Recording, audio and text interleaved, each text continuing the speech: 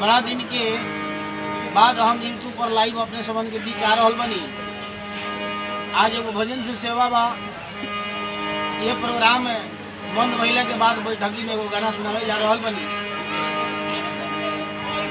ये भजन से सेवा बा। ये भजन के प्यार दुलार देवल जाई। हो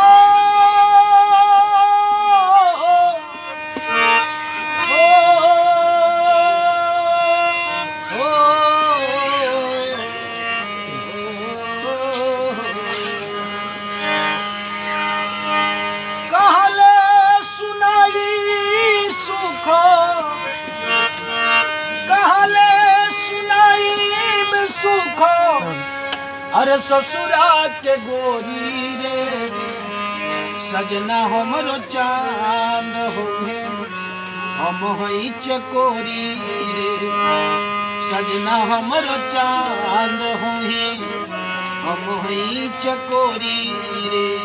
एगो नया नवर दुल्हन के विवाह होके आइल बा।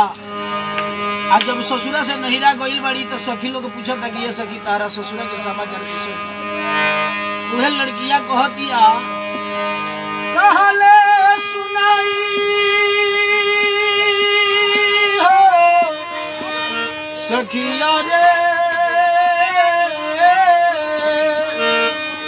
कहले सुनाई सुख अरे ससुरा के गोरी हो सजना हमरो चांद होए हम होई चकोरी हो सजना हमरो चांद होए हम होई चकोरी हो। आगे कहले दिया लड़किया ससुर जी रामायण पढ़ो सासु मोर गीता हसुर जी भजन गावस सैया मोर कविता। ससुर जी रामायण पढ़ो सासु मोर गीता भसुर जी भजन गावस सैया मोर कविता। केतना ले अचरा से केतना ले रे सखिया हो केतना ले अचरा से बतिया बिटोरी रे सजना हमरो चांद होए हम हई चकोरी रे सजना हमरो चांद होए हम हई चकोरी रे। आगे कहले दिया लड़किया हाँ सैया मोरा राम होए उहे धान मनावा हमारा करम में सखी हो बारे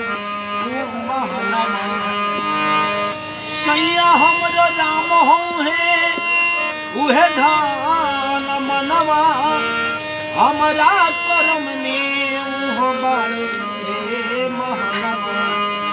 कितना ले चरा चराएरा